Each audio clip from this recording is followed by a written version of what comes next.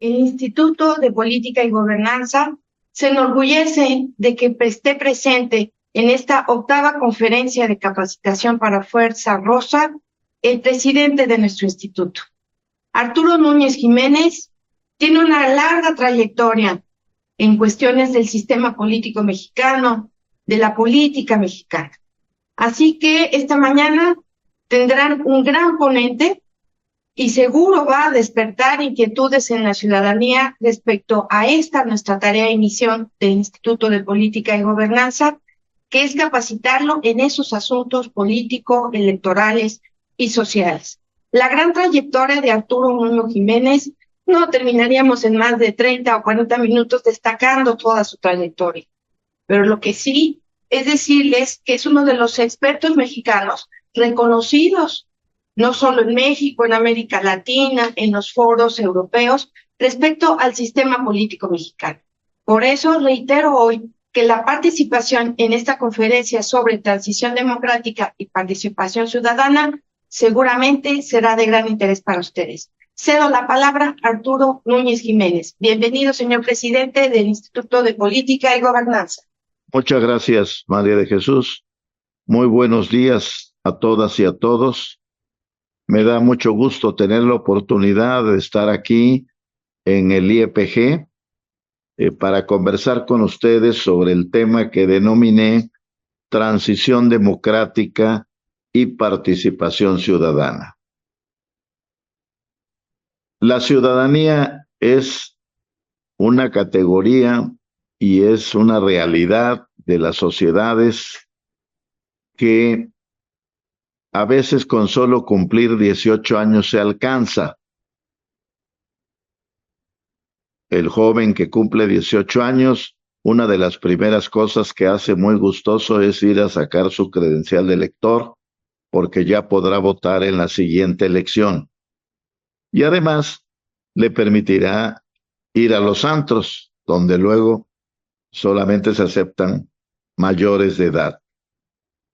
Sin embargo, la ciudadanía tiene un amplio contenido de tipo político, de tipo económico, de tipo social, y requiere, pues, de mucha capacitación en la vida para asumirla plenamente con el conjunto de derechos y de obligaciones que entraña la ciudadanía. Yo quiero empezar por felicitarlos a todos los que nos escuchan por este entusiasmo que han demostrado participando en estos cursos de capacitación, en este momento tan complejo de la vida del mundo y de la vida de México, y que de manera constante, de manera sistemática, estén asistiendo a estos eventos y haciendo un esfuerzo. Yo mencionaba que no recordaba, hice 48 años de vida pública activa, un entusiasmo ciudadano como este, salvo en 1994, en la elección presidencial de aquel año, que fue un año muy difícil para México. Algunos lo recordarán, fue cuando irrumpió el EZLN en Chiapas, cuando asesinaron al licenciado Colosio, cuando asesinaron al licenciado Ruiz Massieu, cuando ocurrió el error de diciembre que nos metió en una crisis financiera muy compleja. Y había un entusiasmo ciudadano por participar que se canalizó fundamentalmente a la observación electoral. Incluso México le solicitó a la ONU que le diera asistencia técnica para la elección, y la ONU diagnosticó que ante el entusiasmo ciudadano que había para observar las elecciones, había sin embargo que capacitar a los ciudadanos sobre qué observar, porque no siempre el entusiasmo era correspondido por un conocimiento de lo que se trataba de observar. El día de hoy vamos a hablar de un tema complejo, pero muy importante en la vida política de México de los últimos años. Se discute si en México hubo o no hubo una categoría que los politólogos le llaman transición política, y hay mucho debate sobre el particular. Yo quisiera empezar contándoles algo que me tocó conocer, vivir en el año 2001. Tendría apenas 2 meses en la presidencia de la República, el primer presidente que no provenía del PRI después de 70 años, el presidente Vicente Fox, y visitó nuestro país el jefe del gobierno de España en aquel entonces, que se llamaba José María Aznar. El señor Aznar fue entrevistado por algún periódico y le preguntaron de manera específica que si él consideraba que en México había habido transición democrática y alternancia. Y el señor Aznar, con todo respeto, honrando su apellido, contestó que en México no había habido ni transición democrática ni alternancia. Era una respuesta absurda porque México sí estaba viviendo un proceso de transición democrática y precisamente con la llegada del presidente Fox al principal cargo del gobierno de la República, pues se estaba dando la alternancia, que implica el cambio de gobernante o el cambio de partido en el poder. Eso es alternancia. Y en tal sentido no hacía sentido su respuesta. Entonces, el periódico Milenio, recuerdo yo, hizo una especie de encuesta entre dirigentes del PRI, del PAN, del PRD y algunos intelectuales políticos importantes de la época, y les preguntó lo que le habían preguntado a Aznar y qué opinaban de la opinión de Aznar, si en México había habido transición y alternancia. Y recuerdo que por el PAN habían entrevistado a Carlos Medina Plasencia de Guanajuato, que había sido gobernador de Guanajuato, y a Diego Fernández de Ceballos, que había tenido un papel protagónico por el PAN muy importante en la transición. Por el PRI entrevistaron a la entonces presidenta del PRI, Dulce María Sauri Riancho, y a Enrique Jackson, ya fallecido. Y por el PRD entrevistaron a Jesús Ortega y a Martí Batres. Y las respuestas de cada uno de ellos fueron muy interesantes. En el PAN, Carlos Medina dijo: en México no ha habido ni transición ni alternancia. Diego Fernández Ceballos dijo: esa es una estupidez, en México ha habido transición y claro que hay alternancia, se acaba de concretar en el relevo presidencial. El PRI, los dos que respondieron coincidieron por separado en responder: en México no ha habido alternancia porque no venimos de una dictadura militar o de una dictadura caudillesca, tipo el caso de Franco en España, de Oliveira Salazar en Portugal, de los militares griegos, de los militares argentinos, Pinochet. Aquí venimos de una evolución política democrática y por lo tanto no ha habido transición y alternancia, claro que acaba de haber con la llegada del presidente Fox a la presidencia. Eso lo dijeron tanto Dulce María Sauri como Enrique Jackson, coincidieron en su respuesta. Y por el PRD también coincidieron en su propia respuesta Jesús Ortega y Martí Batres, quienes dijeron: en México sí hay alternancia, acaba de ocurrir, tenía 2 meses Fox, y no ha habido transición porque no cambió el modelo económico. De este ejemplo que les estoy señalando, quedaba claro que ninguno de los tres actores fundamentales de la transición, el PRI, el PAN y el PRD, coincidían en una definición mínima de qué es transición democrática. Uno decía que no había, otros decían que sí había, pero no había cambiado la economía, nada más la política. Otros decían que no era transición porque no veníamos de una dictadura. Y esto que aparece tan trivial, para mí en aquel momento resultaba muy grave, porque déjenme decirlo así, si de partida no hay un punto de vista común de las distintas fuerzas políticas de dónde estamos parados en este momento en el país, pues va a ser muy difícil que tengamos claro hacia dónde queremos llevar a México.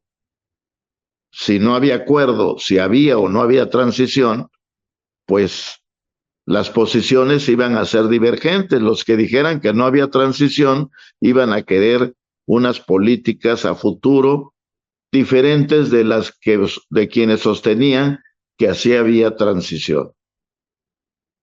Entonces, imagínense ustedes qué importante es que en algunos temas fundamentales las fuerzas políticas y la sociedad en su conjunto tengan por lo menos una convención de qué es una transición, de en qué momento de la vida del país está para trabajar en conjunto y para llevarlo adelante. Si no, perdónenme decirlo coloquialmente, pues cada loco con su tema y no va a haber armonía, no va a haber acuerdos, no va a haber coordinación y el país, quién sabe qué le pase. Entonces, hay que tener ciertas nociones básicas de los conceptos que aporta la ciencia política, no para tomarlos como una Biblia inamovible, eterna, y como un concepto inamovible, único, porque muchas veces los que leemos de política encontramos dentro de los teóricos de la política incluso muchas divergencias sobre qué significa una palabra o un concepto. Aún desde los intelectuales, desde los politólogos, hay una divergencia de interpretaciones.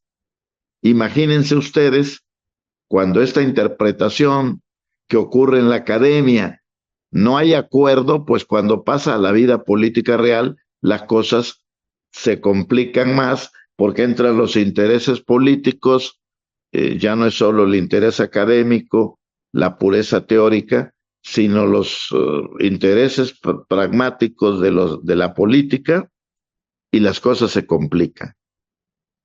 Entonces, yo quiero empezar dando una definición mínima de qué es una transición política. Y una transición política se define en la politología como el periodo de tiempo que transcurre entre un cambio de un régimen político a otro régimen político. La definición nos lleva a un segundo problema, ¿qué es régimen político?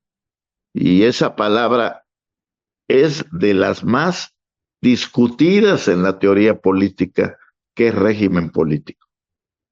Originalmente, régimen político era igual a forma de gobierno y había fundamentalmente dos formas de gobierno, la presidencial y la parlamentaria.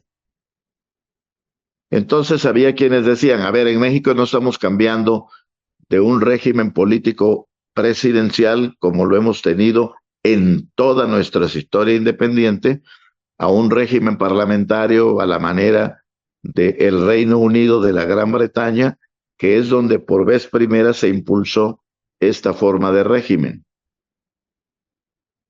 Pero posteriormente, el concepto régimen, empezó a abarcar la calidad de las reglas de la política. Y entonces aquí ya no se habló de forma de gobierno, sino de calidad de las reglas de un régimen. Y entonces se habló fundamentalmente de dos tipos de reglas: las de la democracia, y se habló del régimen democrático, y las del totalitarismo, se habló del régimen totalitario.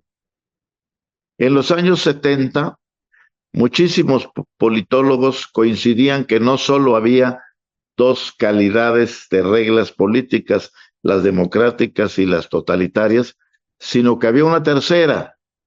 Y un politólogo español muy destacado, Juan Lins, que siendo español se radicó en Estados Unidos y allá desarrolló su carrera académica, intelectual, un intelectual muy importante. Él sistematizó una tercera modalidad de régimen político, no en la forma de gobierno, sino en calidad de reglas, y habló del régimen autoritario. Entonces, cuando se usó el concepto de transición y se dijo que era cambio de régimen, no se estaba usando la noción de régimen como forma de gobierno, sino como cambio de las reglas, de la calidad de las reglas. Se pasaba del totalitarismo a la democracia. Por ejemplo, fue lo que pasó con los países comunistas, cuando se derrumbó la Unión Soviética, cuando tumbaron el muro de Berlín, y todos esos países se vinieron a la democracia. En América Latina, había casi toda América Latina, eran excepciones como la de Costa Rica y la de México, pero todos los demás países tenían dictaduras militares, algunas muy largas, otras muy cortas, pero dictaduras militares. Y la transición política implicó dejar atrás la dictadura y asumir el régimen democrático, que tiene reglas diferentes al régimen autoritario y al régimen totalitario. Ahora bien, esta noción de transición se fue difundiendo y se reconoció que el origen de la transición podía ser muy diferente. Por eso los priistas no consideraban que había habido transición, porque decían: nosotros no veníamos de una dictadura. No era obligado tener como punto de origen la transición el venir de una dictadura. En nuestro caso, en el sentido riguroso, no veníamos de una dictadura, aunque Mario Vargas Llosa haya dicho alguna vez que México era la dictadura perfecta, pero sí veníamos de un régimen donde faltaba competencia política, faltaban reglas democráticas. Había un partido hegemónico que era el PRI. Fíjense ustedes que también en la ciencia política hubo un estudioso de los partidos y los sistemas de partidos, un italiano que quiso mucho a México, que vino mucho a México, que algo nos ayudó en la transición.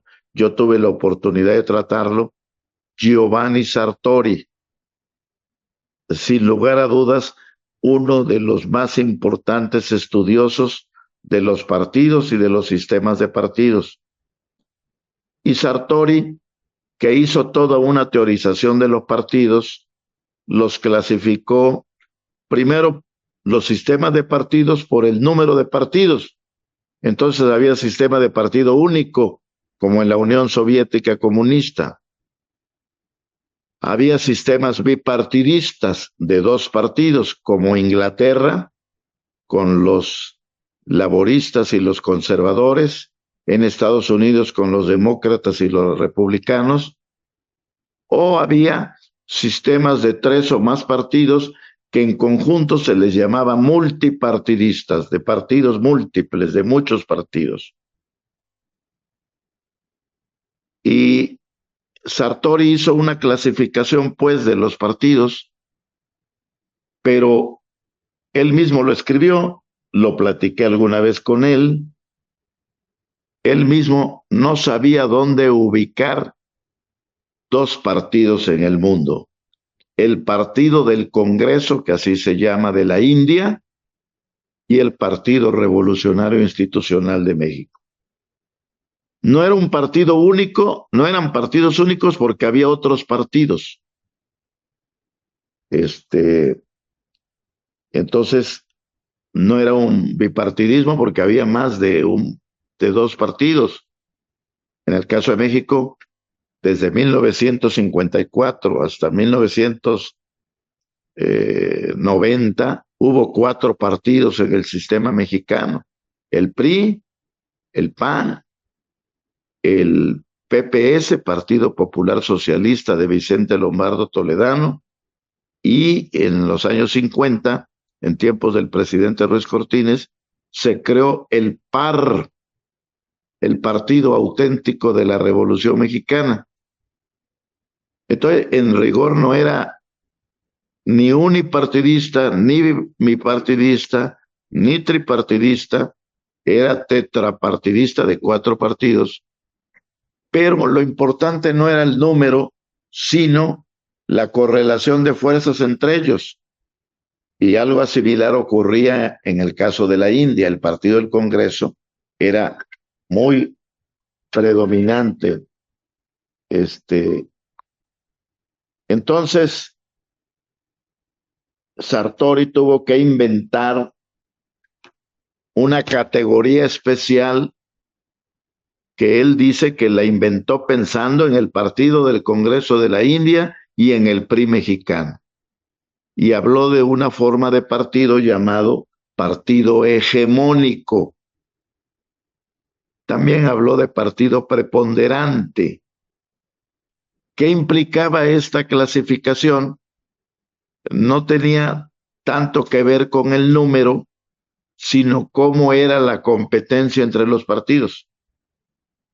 Y déjeme decirle, un partido hegemónico es un partido que gana de casi todas las posiciones electorales que se van a disputar en una elección. Es un partido dominante, es un partido frente al cual los otros partidos, se dice, son meramente testimoniales, no alcanzan a competir con el partido hegemónico. Y entonces la conceptualización es que la transición democrática de México, que no venía en sentido riguroso de una dictadura, lo que dijo Vargas Llosa lo podemos tomar como una figura literaria, pero con rigor sí venía de un partido hegemónico y evolucionó progresivamente gracias a la lucha de los mexicanos hacia lo que hoy llamamos un sistema pluripartidista, o sea, de muchos partidos. Ese es lo que significa transición, cambio de régimen, en el sentido de reglas del juego, de totalitarias o autoritarias a democráticas, y podemos decir que lo que le pasó a México fundamentalmente fue un periodo largo, fue una transición larga, no partía de una dictadura militar, partía de un partido casi monopólico, el único que ganaba las elecciones. El PRI llegó a tener a todos los presidentes de la República durante 70 años. El PRI llegó a tener, había 64 senadores, el PRI tenía 64, y había una cámara que al principio era como de 250, pues el PRI tenía 245.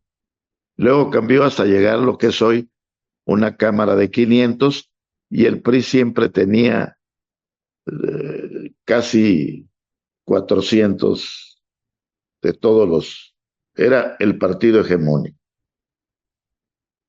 Las causas por las que se llegó a eso fueron muy diferentes y las características de la transición mexicana también fueron muy, muy mexicanas, muy a nuestro modo. Las transición mexicana se fue concretando en una serie de reformas constitucionales y legales con el paso del tiempo.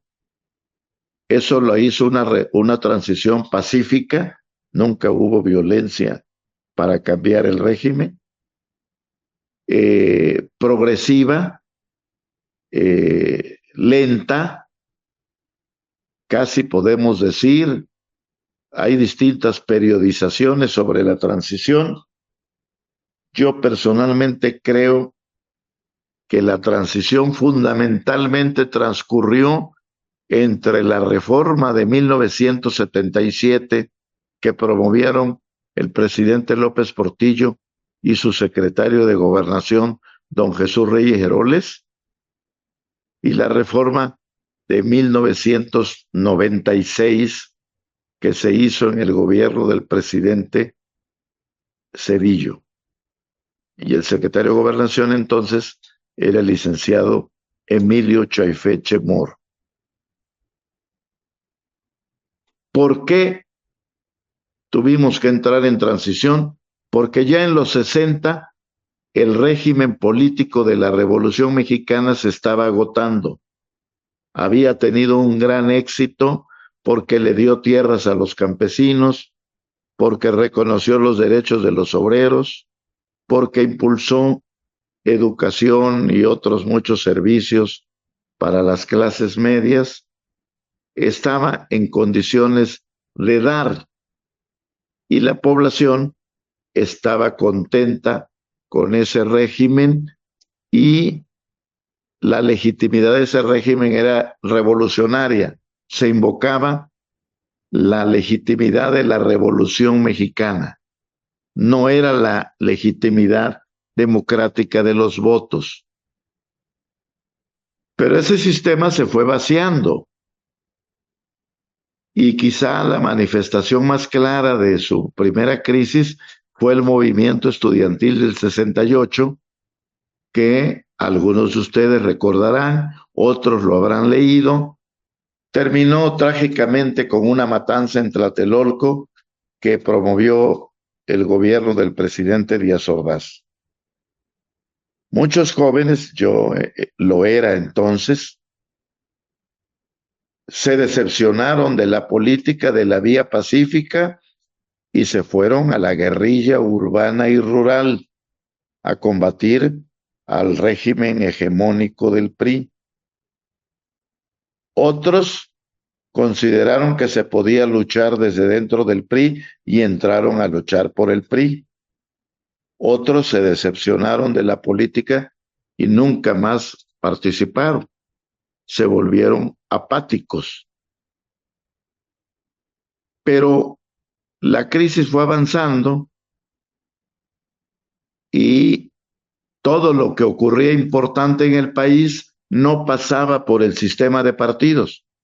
Había insurrecciones sindicales, los universitarios querían tener sindicatos, los trabajadores bancarios querían tener sindicatos y entonces no estaban contemplados en la Constitución y en la ley. Había campesinos que todavía no se les había entregado tierra, había mucha efervescencia social, más el movimiento estudiantil. Y entonces el sistema de partidos se fue vaciando de contenidos. Y la crisis mayor llegó en la elección de 1976, cuando hipotéticamente podía haber 4 candidatos presidenciales de los 4 partidos que había, PRI, PAN, PPS, PAR. Pero fíjense ustedes que tenía varios años que el PPS y el PAR hacían suyo al candidato presidencial del PRI. Entonces 3 partidos tenían al candidato presidencial que ponía el PRI.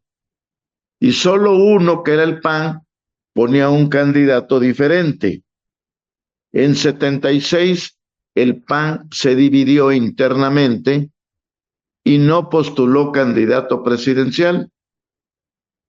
Entonces ocurrió un fenómeno que llevó a su crisis total al sistema representativo mexicano, porque por vez primera en esa elección hubo un solo candidato presidencial con registro legal, el licenciado José López Portillo, candidato presidencial del PRI, del PPS y del PAR. El PAN no tuvo candidato. Entonces López Portillo no tuvo contendiente legal. Hubo un candidato que postuló el Partido Comunista Mexicano, Valentín Campa, pero él no tenía, ese partido no tenía registro legal. Entonces se daba el absurdo de que López Portillo ganaba con un voto de los mexicanos porque era el único candidato legal.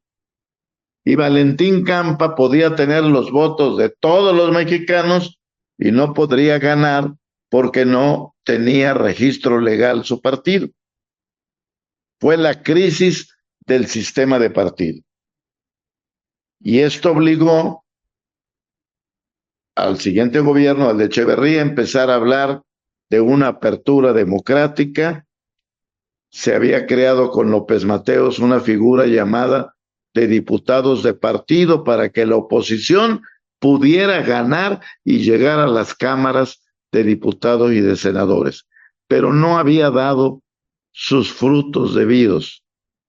Entonces, ya presidente López Portillo, habiendo surgido de una elección como candidato único, planteó la necesidad de hacer una reforma política profunda y se la encargó a su secretario de Gobernación, el licenciado Jesús Reyes Heroles, que trabajó con otros mexicanos muy destacados de la época, el maestro José Luis Lamadrid, uno de ellos, y promovieron la gran reforma política de 1977. Por razones de tiempo solo les diré que esa reforma significó una revolución política en dos formas. Uno, flexibilizó, facilitó el registro de nuevos partidos, bajó los requisitos del número de militantes que tenían que tener, estableció una figura llamada de registro condicionado, donde con un mínimo de requisitos, tener declaración de principio, programa de acción, estatutos y muy pocos militantes, un partido podía ir a la elección y podía conservar o perder el registro si lograba un mínimo de 1.5% de los votos. Esta flexibilización facilitó que se sumaran varios nuevos partidos a el sistema mexicano. El propio Partido Comunista logró su registro legal, el Partido Revolucionario de los Trabajadores, trotskista, el Partido Demócrata Mexicano, el del Gallito, que ustedes recordarán, y otros varios partidos. Entonces la reforma logró su objetivo de ampliar el sistema de partidos. De 4 llegamos a 8, 9 por esa reforma. Otro cambio fundamental de la reforma de 77 fue haber modificado la forma de integrar la Cámara de Diputados. La Cámara de Senadores no se cambió entonces porque hubo muchas resistencias de la CTM.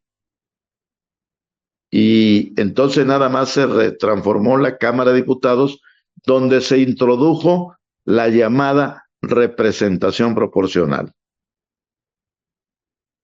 desde que nacimos como país independiente en 1821 y aún antes, cuando fuimos convocados por la metrópoli española a las elecciones de la Constitución de Cádiz, digamos, pero asumamos nuestra vida independiente, desde 1821 hasta 1979, que fue la primera vez que se aplicó la reforma de 77 para integrar la Cámara de Diputados, México eligió a sus representantes en el Congreso y a sus gobernantes por el principio de mayoría relativa. Y por vez primera, con la reforma de 77, se introdujo un sistema mixto que, además de elegir a 300 diputados por el principio de mayoría relativa, propuso elegir a 100 diputados por el principio de representación proporcional. ¿Qué significa una y otra cosa? Hay quienes no entienden la representación proporcional y suponen que es un regalo a las oposiciones o a las minorías. No es así. Tan legítimo es el principio de mayoría como el principio de representación proporcional.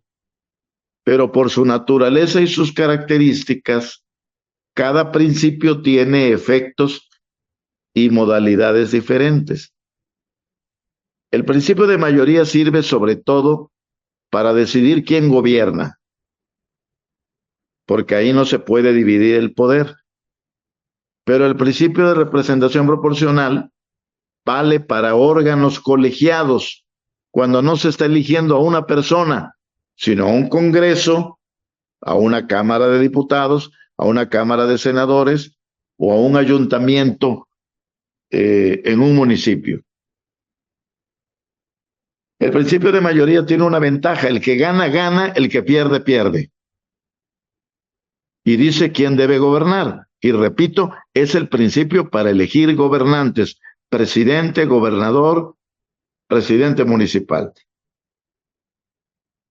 Pero fíjense que si se trata de elegir un órgano colegiado de 500 diputados, de 128 senadores, de 14 regidores y síndicos, pues resulta que el principio de mayoría es muy injusto, porque le da todo al ganador y no le da nada a los perdedores.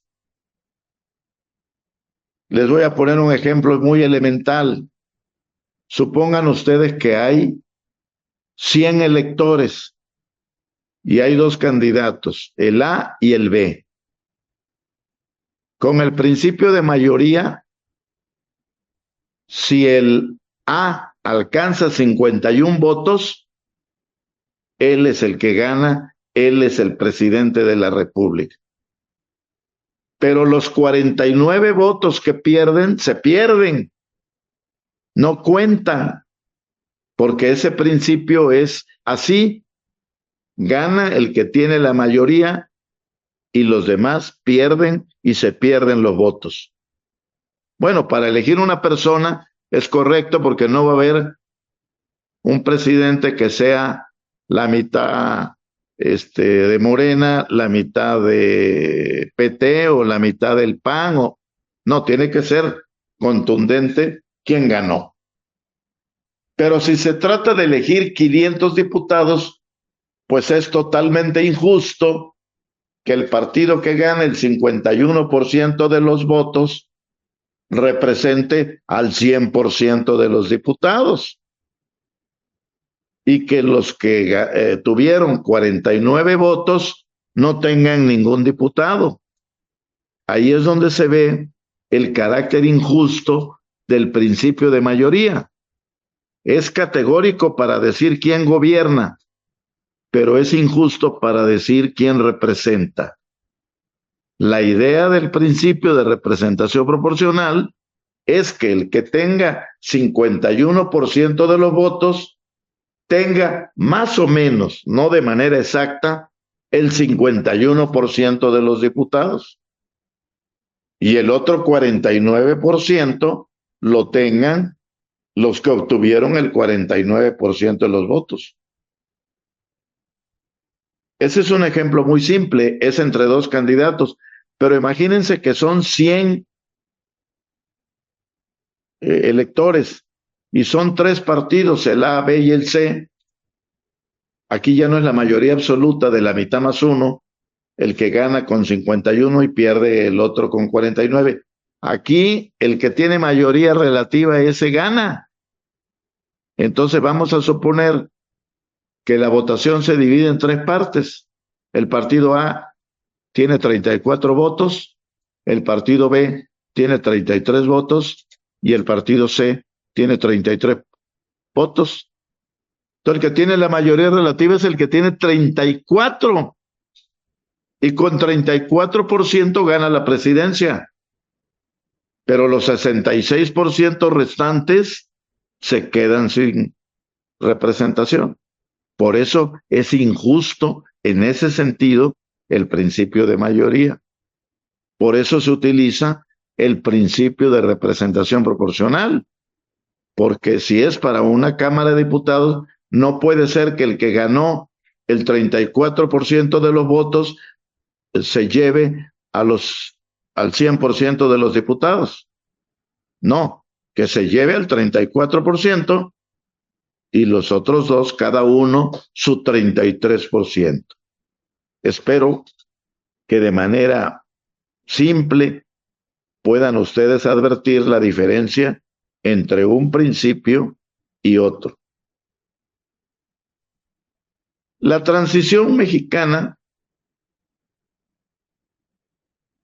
puede, a partir de ese momento fundacional de la reforma de 77, evolucionar con una serie de reformas sucesivas. Hubo otra en 86-87 con el presidente Miguel de la Madrid.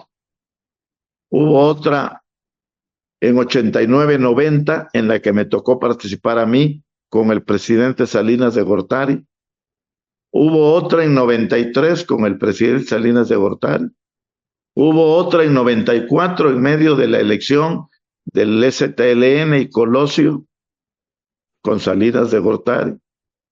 Hubo otra en 96, en todas esas me tocó participar con el presidente Zedillo, que fue un poco la culminante. Todavía hicimos otra en 2008 con el presidente Calderón en materia de comunicación social, y todavía se hizo otra en el presidente Peña Nieto en 2014, que es como el último grito de la moda que ha habido en reformas electorales. Hay un politólogo alemán, también amigo de México, que vino mucho cuando nuestra transición, amigo personal, Dieter Nolen, que es un expertazo en sistemas electorales, es el experto en sistemas electorales que tienen una gran complejidad. Hay muchas fórmulas en la proporcionalidad, en la representación proporcional. Hay fórmulas que dan más proporcionalidad y otras que dan menos, y otras que francamente simulan que hay proporcionalidad cuando en el fondo se decide por mayoría. Dieter Nolen metodológicamente propone dividir el sistema político en 3 grandes sistemas: el sistema electoral, el sistema de partidos políticos y el sistema de gobierno. Yo a eso le he agregado la cultura política, y hoy, para esta charla, le he agregado también el sistema que algunos le llaman societal o el sistema social, el sistema de la sociedad, porque el sistema electoral, el sistema de partidos y el sistema de gobierno tienen que ver propiamente con la llamada sociedad política. Y el sistema societal o social tiene que ver con la llamada sociedad civil, la sociedad que no está involucrada de manera directa en los cargos políticos. Entonces, todos esos años de cambios fueron aportando cada uno de ellos algo importante. La de Reyes Heroles, la flexibilización para registrar partidos y la incorporación del principio de representación proporcional. La de la Madrid y Manuel Bartlett incorporó la Asamblea Legislativa del Distrito Federal, el Tribunal de lo Contencioso Electoral y amplió de 100 a 200 los diputados de representación proporcional para quedar la Cámara en 500, 300 electos por mayoría y 200 electos por representación proporcional. El efecto natural de la mayoría es la desproporción. Como ya les puse en el ejemplo, el que gana, aunque sea por un voto, se lleva todo. Y el que pierde, aunque sea por un voto, pierde todo. Es desproporcional. En cambio, el principio de representación proporcional aspira a la proporción, a la proporcionalidad. 10% de votos, 10% de diputados. 15% de votos, 15% de senadores. 5% de votos, 5% de regidores. Entonces, cada principio tiene un efecto. El de la mayoría, la desproporción, y el de representación proporcional, la proporción. Cuando hicimos un sistema mixto en México, que tomamos como modelo el alemán, combinamos la desproporción de 300 diputados, la temperamos con la proporción de 200 y redujimos la desproporción. Pero esa es la lógica, porque si solo hay mayoría, solo hay desproporción. Si solo hay representación proporcional, solo hay proporción. Y los dos son riesgos para gobernar un país, que solo gobierne uno o que gobiernen tantos que haya anarquía y no haya manera de gobernar. Entonces hay que atemperar los efectos negativos de uno y de otro principio de elección. Hay que modular la desproporción de la mayoría y hay que atemperarla con la proporción de la representación proporcional.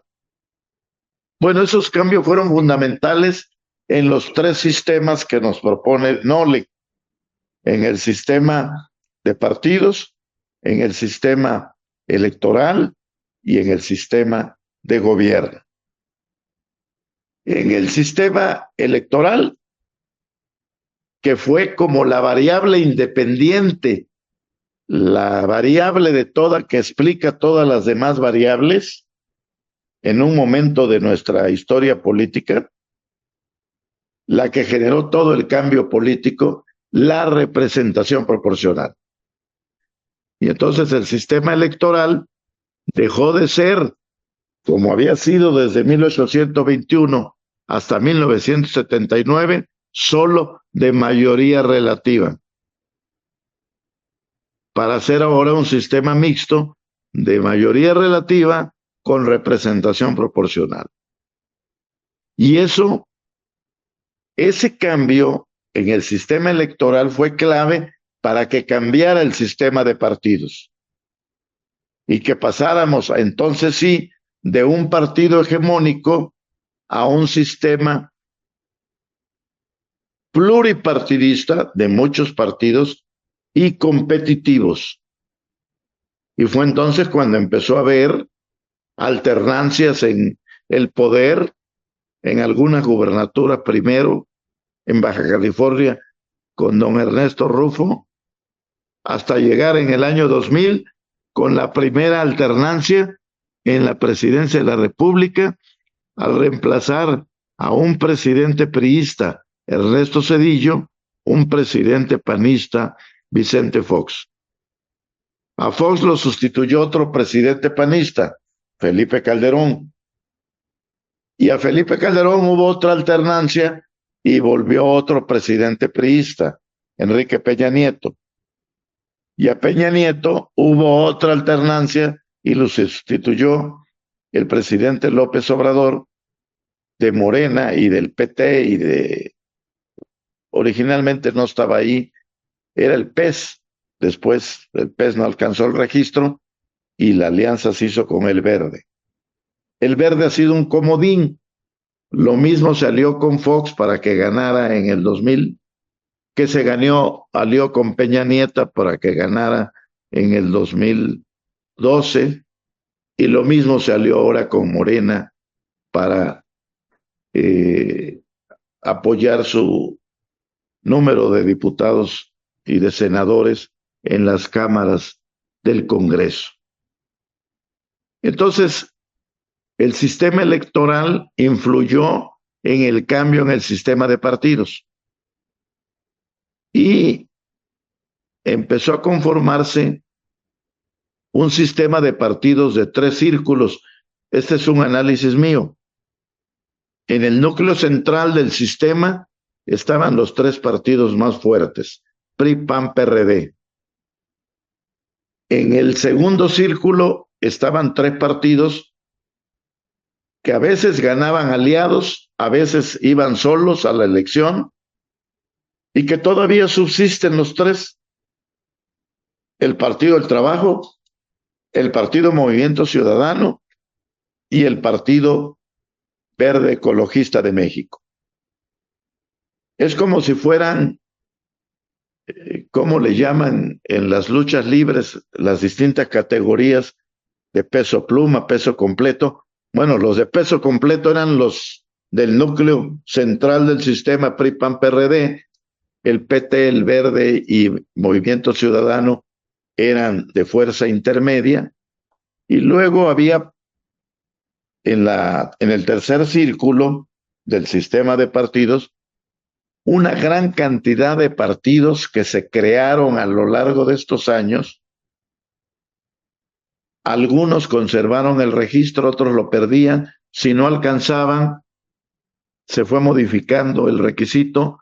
Primero el 1.5% de la votación, luego el 2.5% de la votación, y luego hoy lo vigente es si un partido no alcanza el 3% de la votación, pierde el registro. Entonces ahí hubo una cantidad de partidos que entraron y salieron por esta razón. Yo me encontré que hubo como 18 años de elecciones federales en México, en donde no hubo en cada elección el mismo número y los mismos partidos. Le voy a mencionar muy brevemente.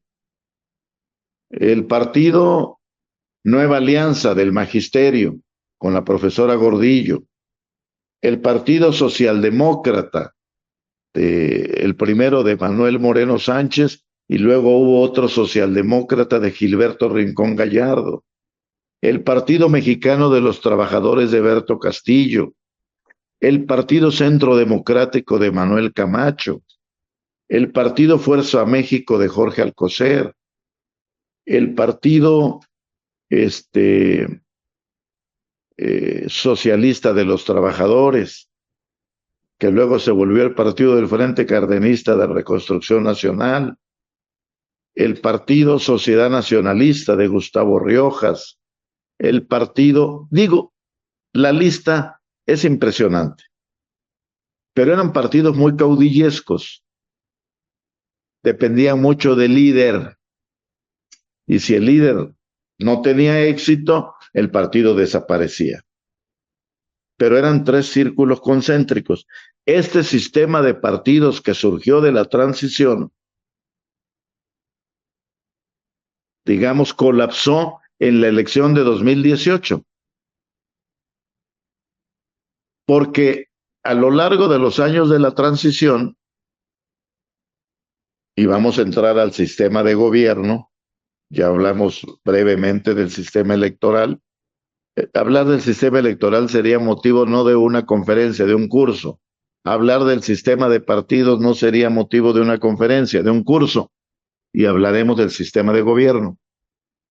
Pero los cambios en la correlación de fuerzas derivadas del sistema electoral, derivadas de la emergencia de la sociedad que fue creando nuevos partidos, porque fíjense ustedes, dice Nolen, el sistema electoral se regula en la ley y el sistema de gobierno se regula en la ley. El sistema de partidos nada más se dan bases en la ley, pero lo hace la sociedad, porque son expresión de la sociedad. Los partidos se definen como instancias entre la sociedad y el Estado. Son los intermediarios por excelencia. Y entonces empezó a haber dos cosas que ocurrieron gracias a la transición. Uno, alternancias, que ya no gobierna el mismo partido. Quiero decirles que un gran estudioso de la política y del derecho, Hans Kelsen, decía que la reelección era legítima. Si un pueblo decide reelegir al mismo gobernante porque está contento con él, que lo reelija.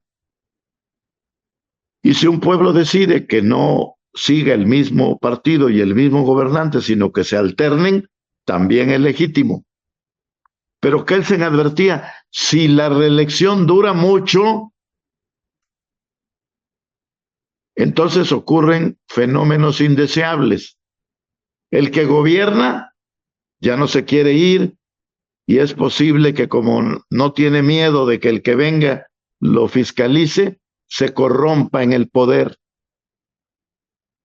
Y dice Kelsen, y el que no puede llegar nunca se irresponsabiliza y va a la elección y ofrece el oro y el moro y hace las ofertas más demagógicas con tal disque de ganar porque sabe que no va a ganar. Entonces, la longevidad en el poder corrompe al que lo tiene e irresponsabiliza al que no lo tiene porque dice, yo nunca voy a gobernar. Yo vengo aquí de amateur.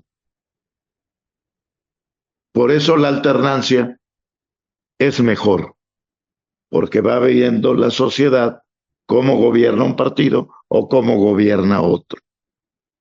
Entonces, la transición generó alternancias por vez primera en muchos años de la historia de México. Porque en el siglo XIX había alternancias, pero no era por el voto, era por azonadas, por golpes militares, por rebeliones. Acá era por el voto.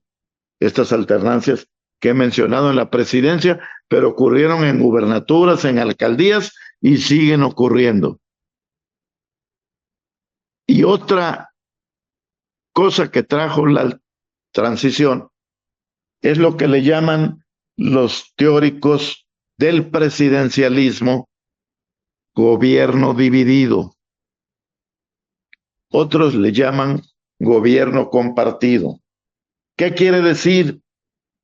De las dos formas de gobierno por excelencia, el presidencialismo y el parlamentarismo, en el parlamentarismo no se puede presentar el gobierno dividido, porque en el parlamentarismo primero se elige el parlamento y el parlamento elige al gobernante con mayoría. Si no hay mayoría, no hay gobernante. En cambio, en el presidencialismo, en el parlamentarismo, la elección de parlamento genera la elección del ejecutivo, del gobierno. En el presidencialismo, la elección del presidente y la del Congreso van separados. Son el mismo día, son simultáneas, pero van separados. Esto puede resultar que el presidente que gane no tenga mayoría en el Congreso. A eso se llama gobierno dividido. La mayoría se divide entre el ejecutivo de un partido y la mayoría en el Congreso se divide entre otro partido o varios partidos. Eso se llama gobierno dividido. Cuando el partido del presidente tiene mayoría en las cámaras, se llama gobierno unitario, unido. Bueno, la alternancia, la transición mexicana generó en 97 que en la Cámara de Diputados no hubiera mayoría del presidente Zedillo. A mí me tocó coordinar al grupo parlamentario en esa primera Cámara sin mayoría absoluta, no solo del PRI, sino de nadie, en lo individual. La oposición se unió, hizo un bloque opositor y tuvo mayoría un tiempo. Pero luego vino la elección del presidente Fox, no tuvo mayoría ni en diputados ni en senadores, gobierno dividido. Vino la elección de Calderón, no tuvo mayoría ni en diputados ni senadores, gobierno dividido. Luego vino la elección de Peña, no tuvo mayoría ni en diputados ni senadores, gobierno dividido. Y en 18 vino la elección de López Obrador y por vez primera en 18, 20 años tuvo gobierno unido, sí tuvo mayoría en diputados y senadores. Otro politólogo muy famoso de los pioneros de los estudios de los partidos, Maurice Duverger, un francés, decía que un cambio de correlación en las fuerzas del Congreso es tan importante para un cambio de régimen político que un diseño o una reforma constitucional. Entonces no es lo mismo que el presidente tenga de aliado al Congreso que lo tenga de adversario. Muchas veces el Congreso puede trabar la gobernabilidad del Ejecutivo. Otras veces puede contenerlo si el Ejecutivo está comportándose indebidamente.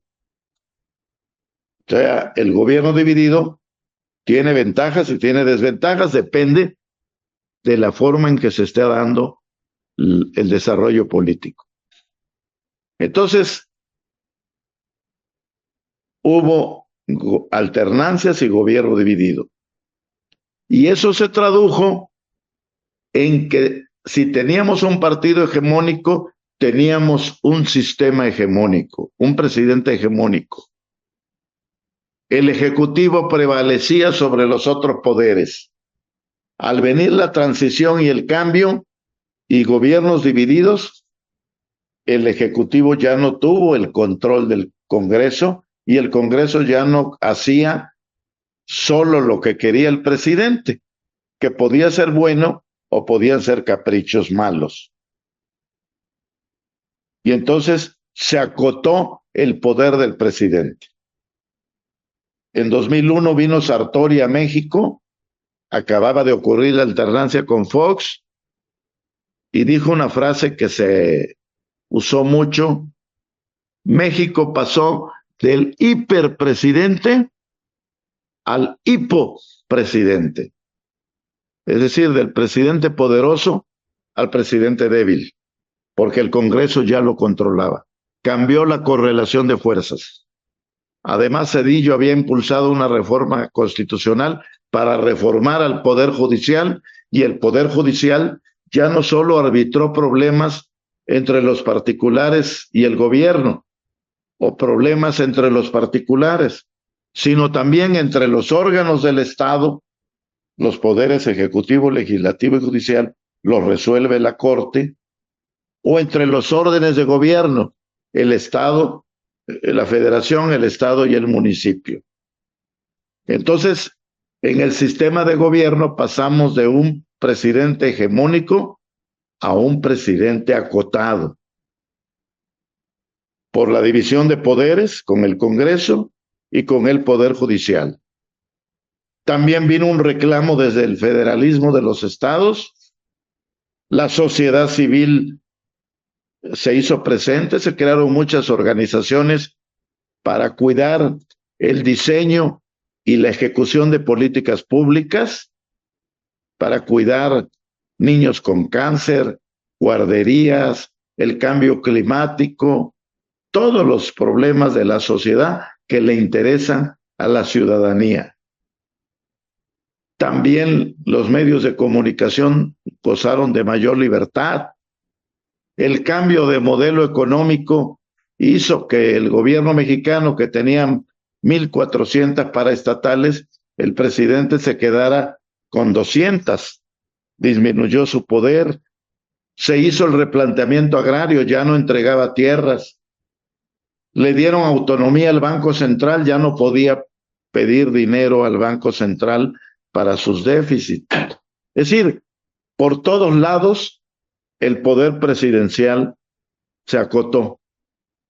Y no solo fueron los poderes formales de la sociedad, sino también los fácticos que le llaman, las corporaciones poderosas transnacionales, el narcotráfico de manera grave, algunas veces las iglesias, todo se conjuntó para reducir el poder presidencial. Hay un politólogo americano que vivió muchos años en México, Geoffrey Sheldon, que escribió que en el presidencialismo priista lo hizo de una manera maravillosa y sencilla. El presidente era el todopoderoso, era el hegemón. Se basaba ese modelo, el modelo del régimen del PRI, en un partido hegemónico, el PRI. Derivado de eso, un presidente hegemónico, el presidente priista.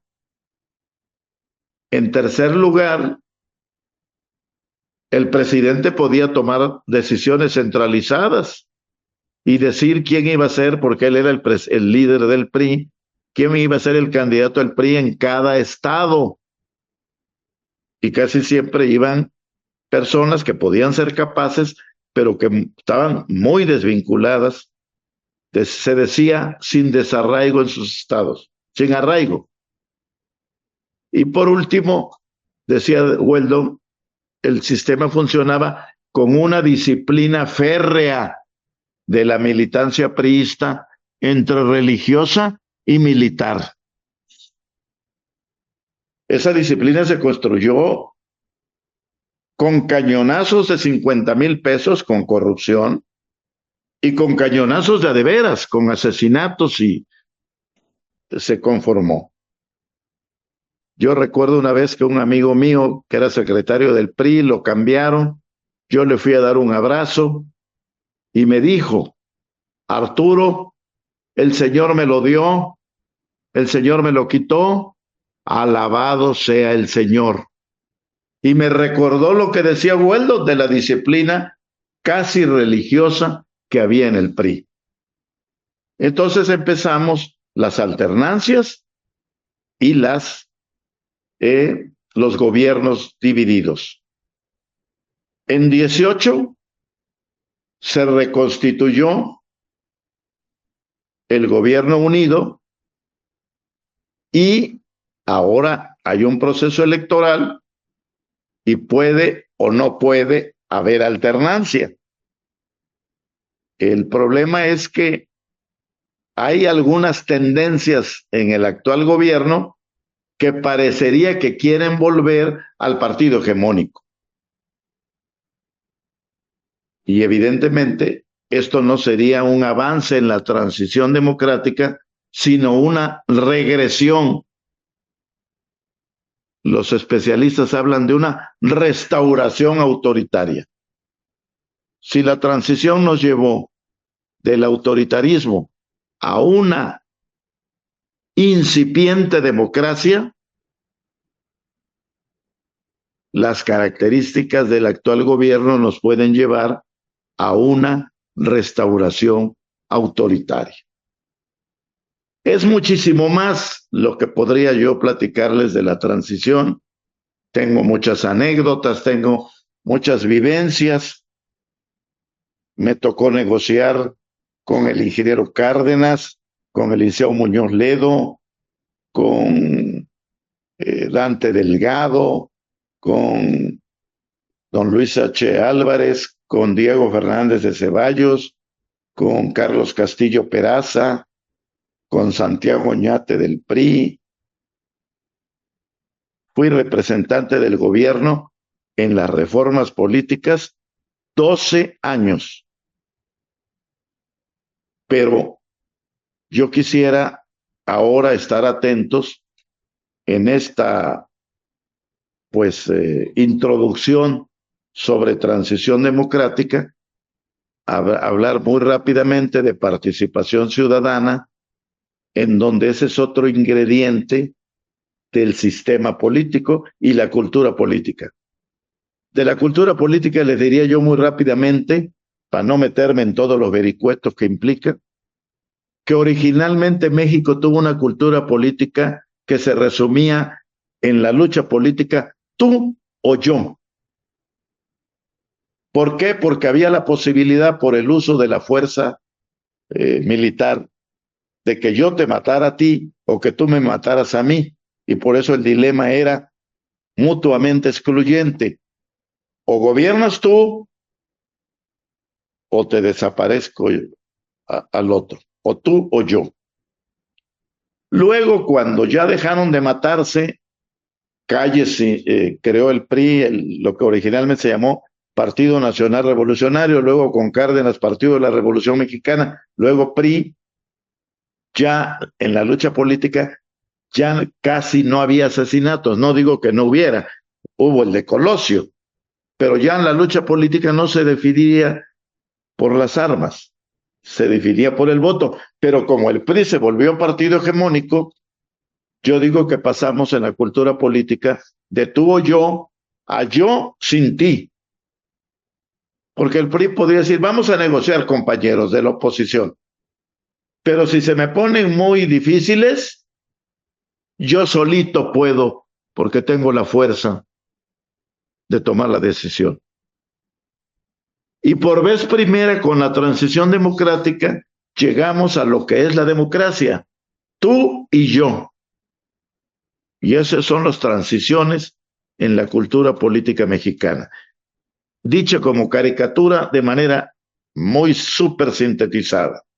Y termino con el tema de la participación ciudadana, que también se ha ido convirtiendo en un ingrediente fundamental. La mejor expresión de la revolución de la participación ciudadana ha sido la participación en las elecciones. Antes las elecciones no, en la época gloriosa del PRI, cuando daba tierra, cuando derechos obreros, cuando educación, cuando industrialización, cuando había desarrollo, cuando tenía que dar el PRI, entonces no había interés en las elecciones, que el gobierno las haga. Y de momento vino una insurrección ciudadana, una rebelión cívica que formó partidos y que eligió. Por eso hay un autor mexicano, Mauricio Merino Huerta, que por cierto ha escrito mucho de participación ciudadana. Hay un cuaderno que editamos cuando yo era director del IFE, pero todavía lo tiene el INE en una segunda edición que se lo recomiendo mucho. El INE lo regala, que se llama Participación Ciudadana en la Democracia, de Mauricio Merino.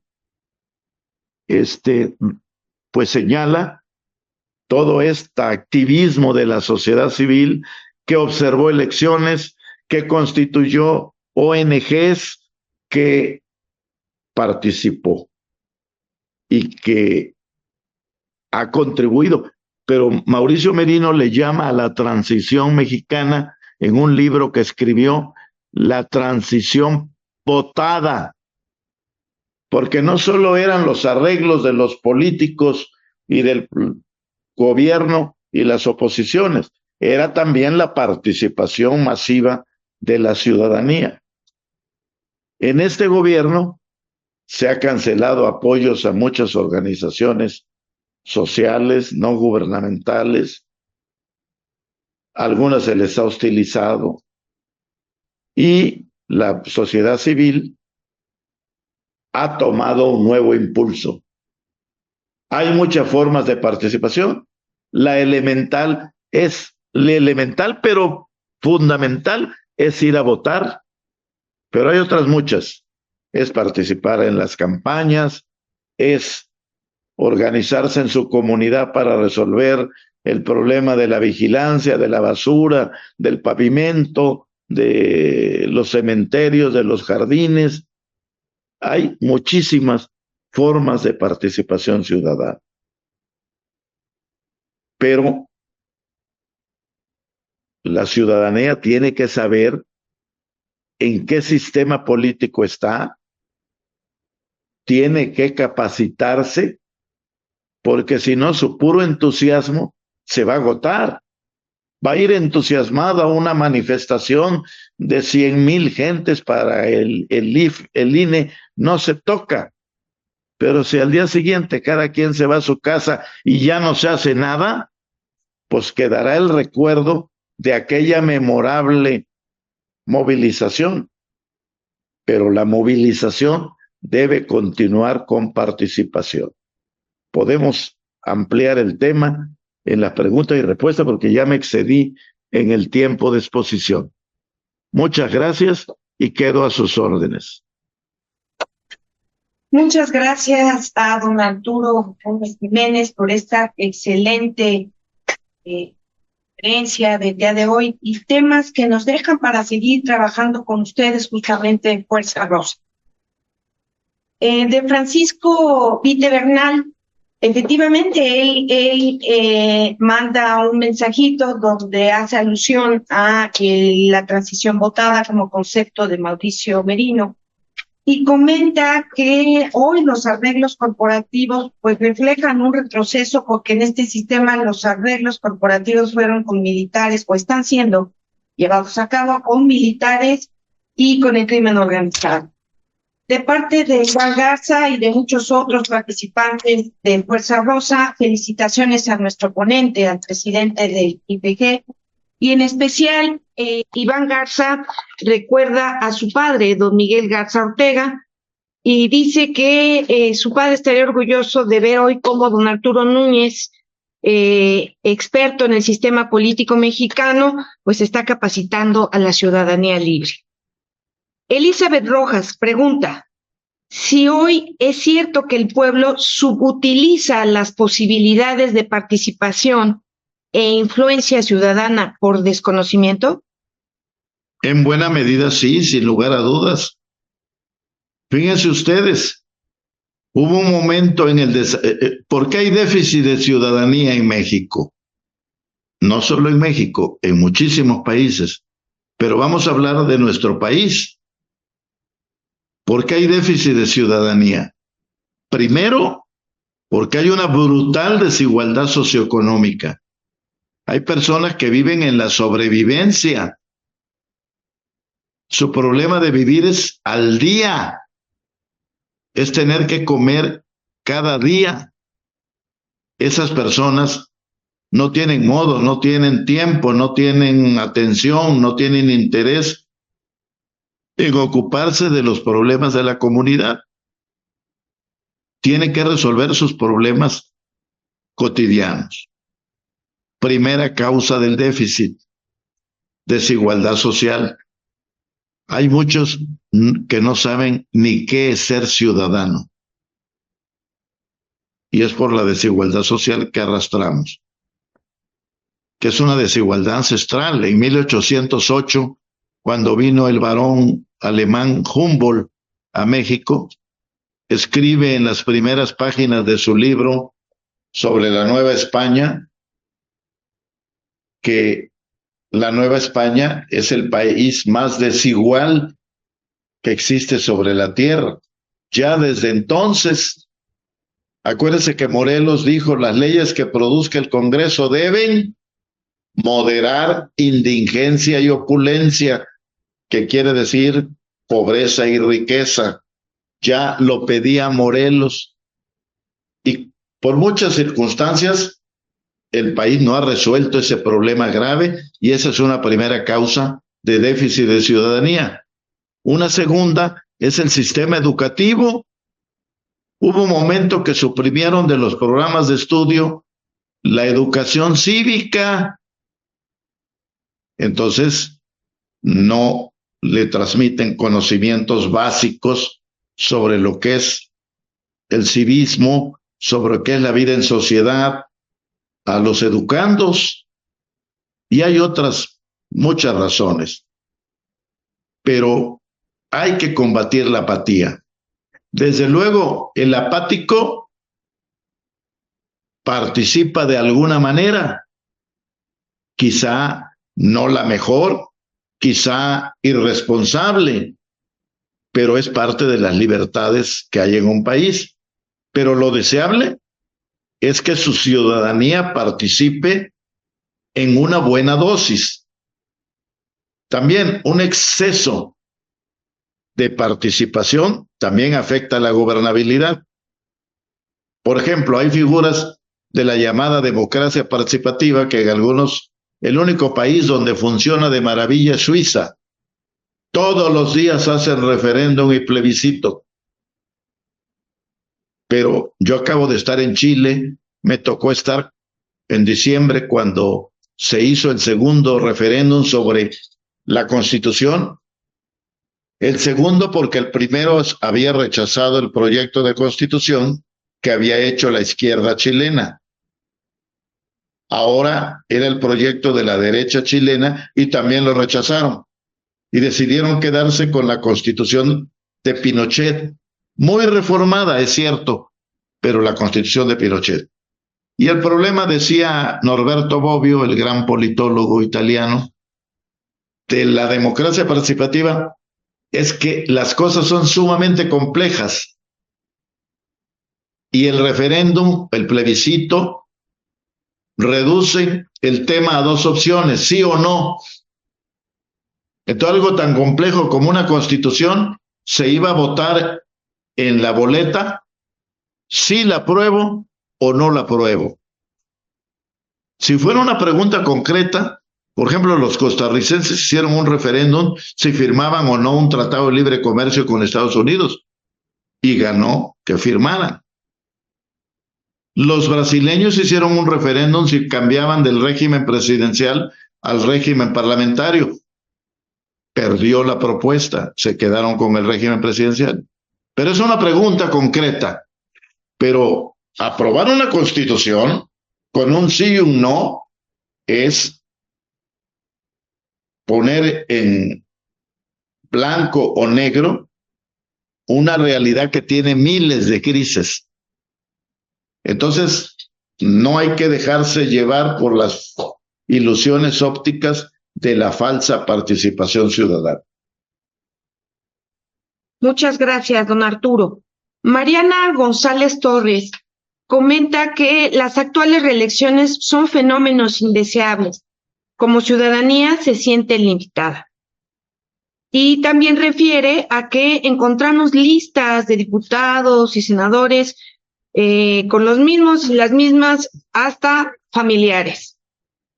Ya comentaba yo lo que decía Kelsen, que era tan legítimo reelegirse como alternarse, pero que una reelección indefinida, prolongada, longeva, genera corrupción en el que gobierna e irresponsabilidad en el que se opone. Entonces, lo más deseable es la alternancia. Y hay otra cosa, en un país como México, la política es vía de movilidad social. Y si la reelección mantiene a los mismos mucho tiempo, esa movilidad social y política se reduce. Yo tenía mis reservas de regresar a la reelección, pero eso ya se hizo en 2014, cuando yo era gobernador de Tabasco y ya no participé en las reformas electorales. Muchas gracias. No solo Héctor Cárdenas y otros participantes de esta mañana consideran excelente la exposición de don Arturo Núñez. María de Lourdes Rodríguez refiere a que si la reforma política de Zedillo en realidad fue idea de Colosio. ¿Qué opina, don Arturo? No creo.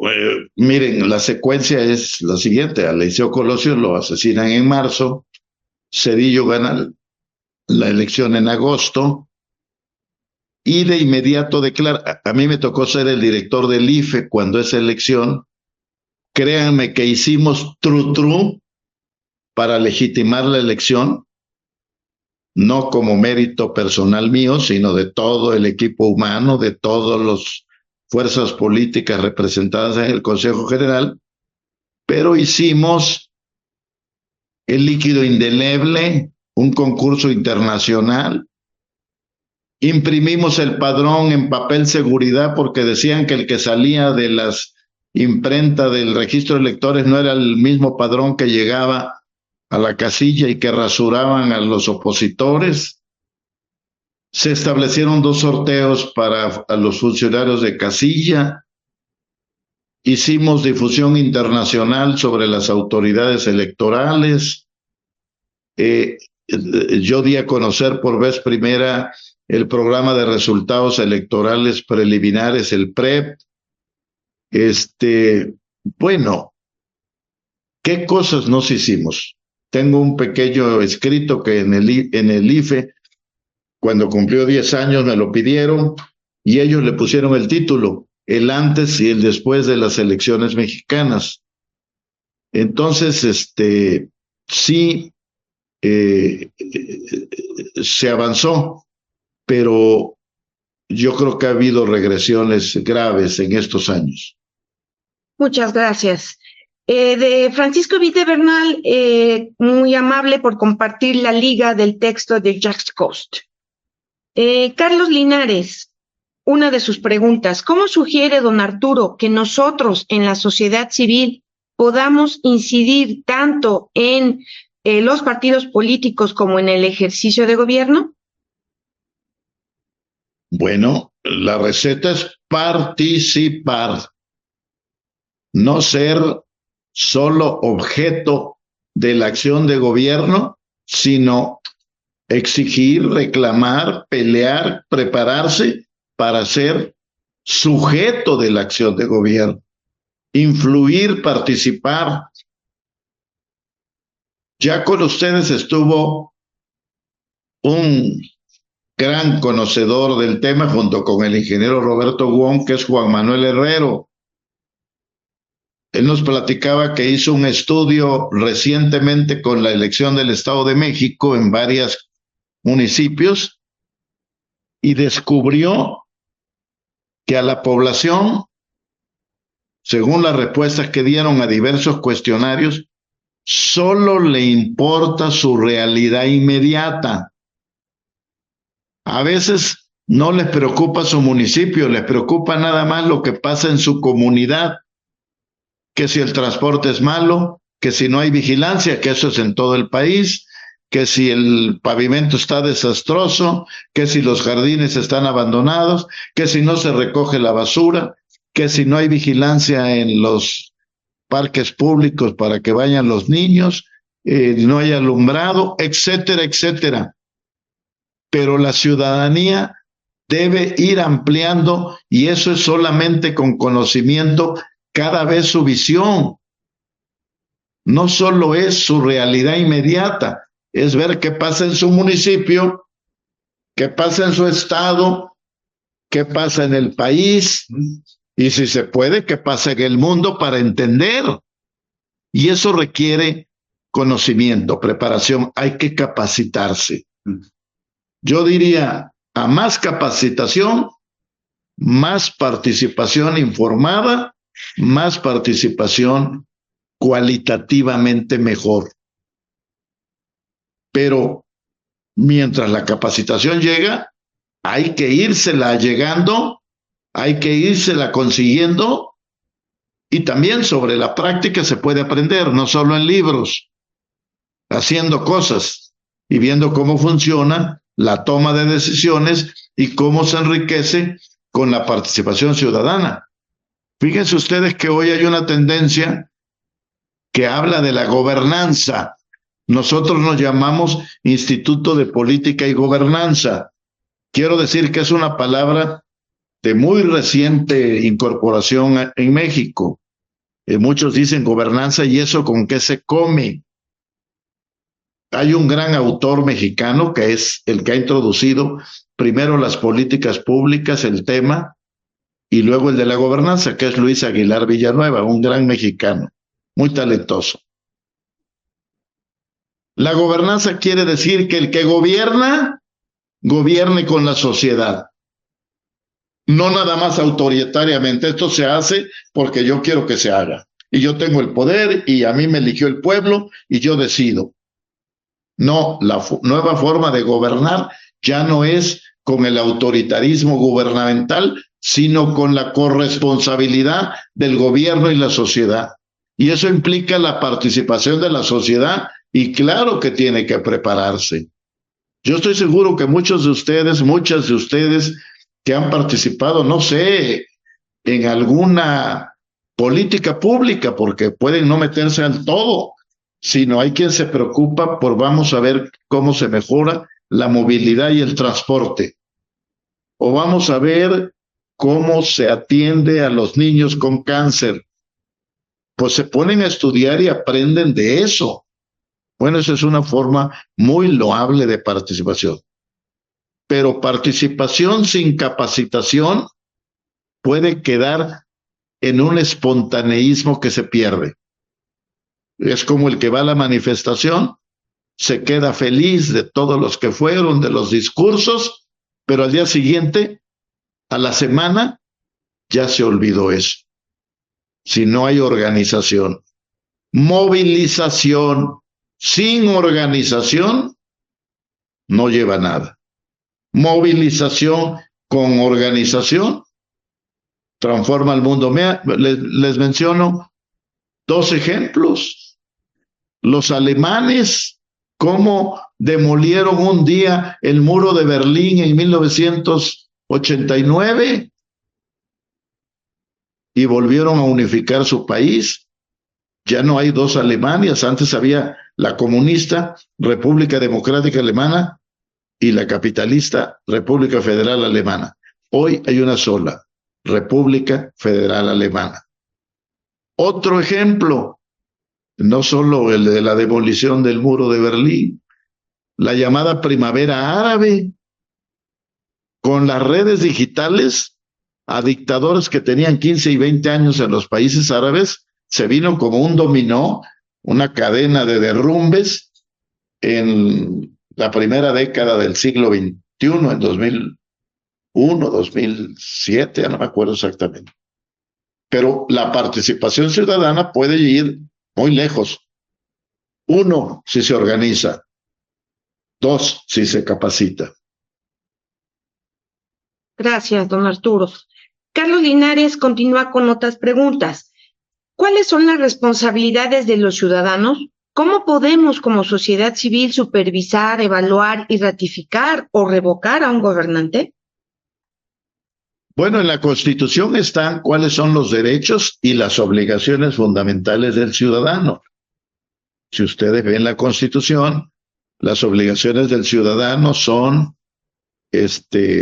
pagar impuestos, son hacer el servicio militar, los que llegan a la edad, son participar en las elecciones, es una de sus obligaciones, y contribuir al desarrollo de la comunidad. Ahí vienen de manera sintética cuáles son las obligaciones y desde luego también los derechos del ciudadano. Si ustedes lo leen, ahí tienen la carta básica de las obligaciones de un ciudadano. Pero preguntaba una segunda cosa. Sí, de cómo podemos como sociedad civil supervisar, evaluar y ratificar o revocar a un gobernante. Bueno, con estas organizaciones de la sociedad civil, en Estados Unidos le llaman los públicos atentos. O sea, la sociedad es muy grande, el gobierno hace muchas cosas, el gobierno está dividido y especializado, entonces la sociedad debe generar contrapartes también especializadas en cambio climático, y que vigilen y supervisen qué es lo que está haciendo el gobierno para combatir los efectos perniciosos del cambio climático. Entonces, dividirse el trabajo. Un ama de casa que tiene que hacer la comida, que tiene que atender a sus hijos, que tiene que hacer muchas actividades, no va a disponer de mucho tiempo, pero puede una parte de su tiempo dedicarlo a atender a las personas de la tercera edad, atender a los discapacitados, atender a niños con cáncer, atender a madres solteras, a mujeres ultrajadas, violadas. Puede haber una especialización en la participación ciudadana. puede ser muy amplio y puede haber quienes se dediquen a vigilar elecciones y a prepararse, pero tienen que saber, en Estados Unidos a esta participación le llaman los públicos atentos, es decir, hay gente que sí está enterada de qué está pasando en todos los temas de la administración pública de Estados Unidos, porque hay unos temas que son muy visibles y todos hablamos. ¿Quién no habla de la inseguridad en México? Ya es universal, es un problema gravísimo en todo el territorio nacional. Pero hay otros temas que a veces ni sabemos que existen y nadie los vigila. Ahí es donde la sociedad civil puede tener especializados, públicos atentos en esos temas específicos. Muchas gracias. ¿Cree usted, don Arturo, que realmente se pueda dar un gobierno de coalición en nuestro país frente a tan profundas diferencias entre los partidos? Sí creo. Miren ustedes, lo primero que quisiera mencionar es que por la época en que lo que prevalecía en la lucha política eran las ideologías, hoy ya no. Hoy las ideologías están en declive. En algunos lugares, francamente, han desaparecido. Que si era el capitalismo, el comunismo, la burguesía, el proletariado. Eso fue a principios del siglo XX y buena parte del siglo XX. Por decir las ideologías fundamentales. Mucho antes hubo otras, liberales y conservadores, seglares y religiosos, urbanos y rurales. Esos ejes de la lucha política se han ido perdiendo. Ahora han surgido otros, porque hay muchas identidades. Es parte de la crisis de los partidos políticos. La lucha se segmentó. Hoy se lucha por el feminismo, hoy se lucha por el medio ambiente, hoy se lucha por la preferencia sexual, hoy se lucha por miles de causas múltiples, por la etnia, por la condición de pueblo originario, por los derechos humanos. Hay una atomización de temas de la lucha de nuestro tiempo. Hay algún autor que dice que pasamos en lo electoral de la lucha de identidades a la lucha de opciones. Antes yo era panista, yo era priista, yo era comunista, casi era mi identidad. Ahora voy al mercado electoral a ver cuál es la mejor opción, el que más cosas y mejores me ofrece. Antes el partido tenía una militancia dentro, iba a demandar a favor de sus militantes. Hoy la militancia es casi un concepto en extinción. Ya los partidos casi no tienen militantes. Además, tienen financiamiento público, ya no necesitan de militantes que los sostengan. Y hay otras muchas causas que tienen en extinción a la militancia. Entonces, es nuevas modalidades. ¿Me recuerdas la pregunta? Si en México realmente se puede dar un gobierno de coalición frente a tantas diferencias entre los partidos políticos. Entonces, cuando prevalecían las ideologías, se decía el agua y el aceite no se juntan. El comunista y el capitalista no se juntan. Pues fíjense que no. Yo alguna vez le decía a un compañero dirigente partidista, el agua y el aceite no se juntan en química. En política, a cada rato. Hay un dicho popular que dice que la política genera compañeros de cama muy raros. Y yo menciono el ejemplo más notable en la historia de la humanidad. Estaban en lucha feroz capitalistas y comunistas. Ah, pero surgió algo peor. El nazismo de Hitler. Y entonces en la ciudad de Teherán, en la ciudad de Yalta y en la ciudad de Potsdam, En 3 reuniones sucesivas se reunieron los líderes capitalistas y comunistas para ver cómo derrotaban como sándwich a la Alemania nazi de Hitler.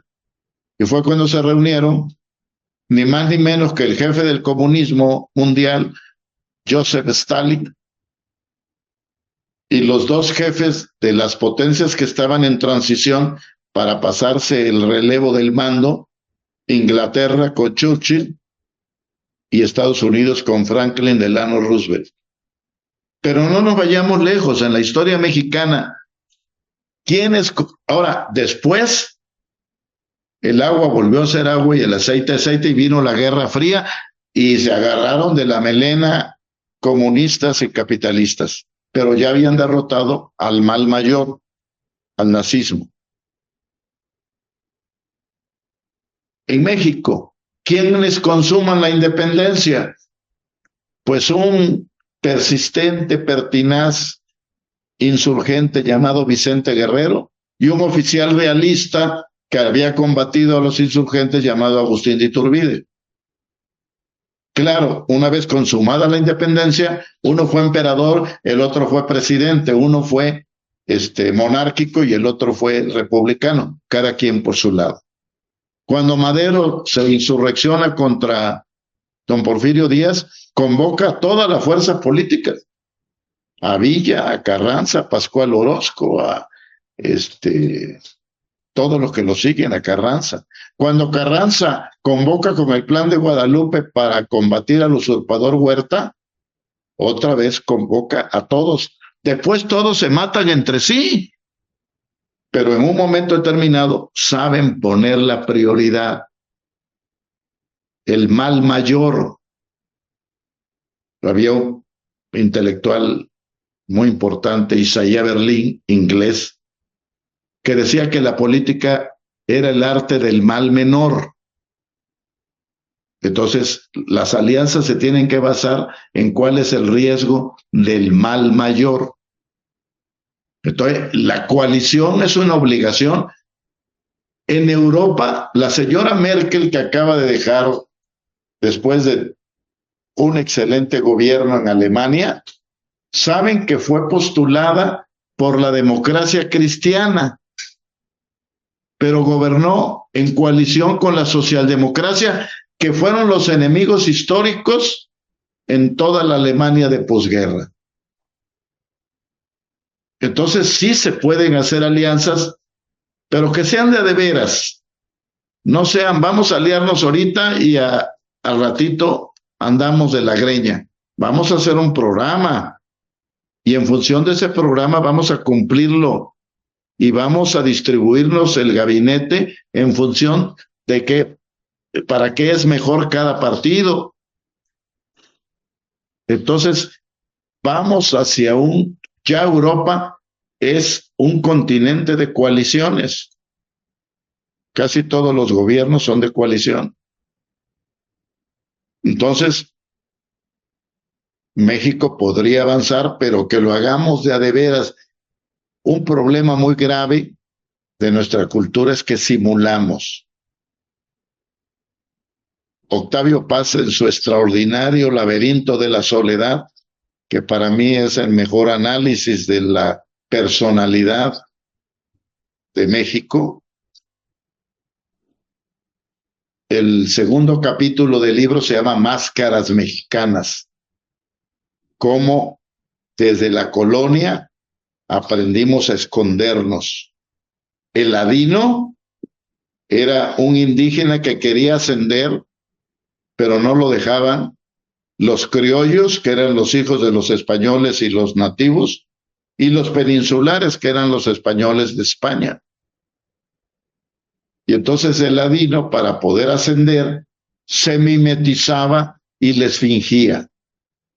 Y hasta las mismas autoridades, llegaban las órdenes del rey, el virrey la firmaba y usaba una frase que tenía otro sentido original. Acátese, y los oidores que estaban detrás de él viendo la firma decían, pero no se cumpla. Simular. Si vamos a simular coalición, le vamos a hacer daño a México. Vamos a hacer una coalición de veras. Nada de que cuotas. A ti te toca esto, a ti te toca eso, y luego aquello es una torre de Babel donde nadie se entiende porque no hay un sentido de coalición. Hay mucho que aprender, pero no hay que tenerle miedo a la coalición, hay que ir. Lo que hay que tenerle miedo es hacerla mal. Se pueden hacer coaliciones bien. El ejemplo más reciente, el de la señora Merkel. Winston Churchill, cuando mantiene la defensa en Europa contra Hitler y Mussolini e Hirohito de Japón, Winston Churchill hace un gabinete plural, que allí era muy sencillo.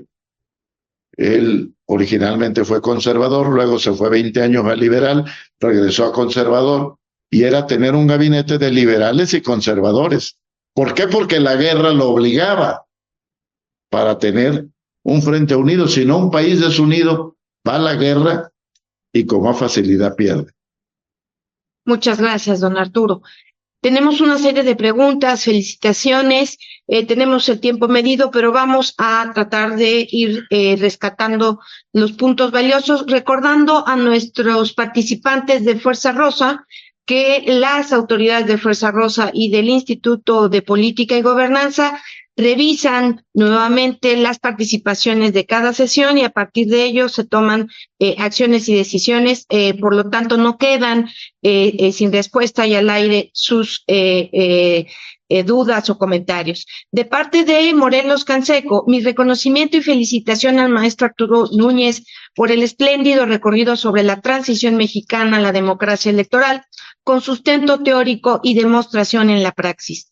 Mucha materia para reflexionar y actuar en la encrucijada entre la vida democrática y la vida de la restauración y frente al autoritarismo. Siguen los agradecimientos y las felicitaciones a don Arturo. De Olga Félix García, una duda que tenía sobre el manejo de plataforma ya fue respondida. ¿Cómo contactar al ponente? Pues yo les ofrezco mi teléfono celular, es 55 37 22 53 49. Si me marcan, se presentan, yo con mucho gusto los atiendo. Muchas gracias. Octavio Arellano, ¿cómo recuperar el sentido de interés público de los partidos políticos y evitar que sus dirigencias los controlen y utilicen para sus intereses particulares? Miren, en la crisis política de nuestro tiempo, una de las instituciones que más ha sido asediada y criticada y combatida es la representación. Desde la noción de representación hasta las instituciones representativas, que son los partidos, las instituciones representativas, los partidos, los parlamentos y los gobiernos. En 2001 hubo una crisis financiera brutal en Argentina y en Buenos Aires la proclama de la gente en la calle era que se vayan todos. En 2015 hubo un problema político grave en España y en Madrid la gente coreaba, no nos representan. Entonces la representación está en crisis y los que más en crisis están son los partidos políticos, no en México, en todo el mundo.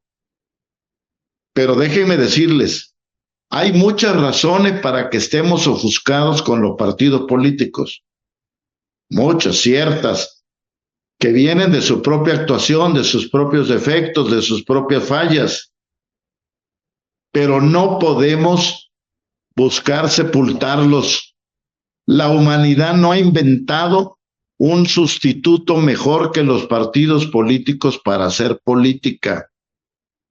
El sustituto real hoy de los partidos no es la sociedad civil, El sustituto real de los partidos son los líderes hiperpersonalizados, carismáticos, providenciales, mesiánicos, que ofrecen soluciones supuestamente fáciles a problemas sumamente complejos que terminan no cumpliendo. Ya México vivió, don Enrique González Pedrero hizo una trilogía de 3 volúmenes enormes sobre la vida de Antonio López de Santana y le llamó México, no, el país de un solo hombre, el México de Antonio López de Santana. Ese es el riesgo si despreciamos de golpe y porrazo a los partidos y no los sustituimos por algo mejor. Va a venir el Mesías a decir que él nos salva. Y México tiene ejemplos muy cercanos de Mesías. Muchas gracias. Ha llegado la hora en la que se acordó cada una de las conferencias dieran fin, pero reitero, serán atendidas sus participaciones. Agradecemos al presidente del Instituto de Política y Gobernanza con esta excelente, nuestra 8ª conferencia de capacitación a Fuerza Rosa, transición democrática y participación ciudadana. Muchas gracias, don Arturo. Muchas gracias a los participantes de Fuerza Rosa. Excelente fin de semana. Gracias a todos y todas. Muchas gracias. Yo los felicito por esta constancia que están teniendo en la capacitación y le van a hacer mucho bien a México.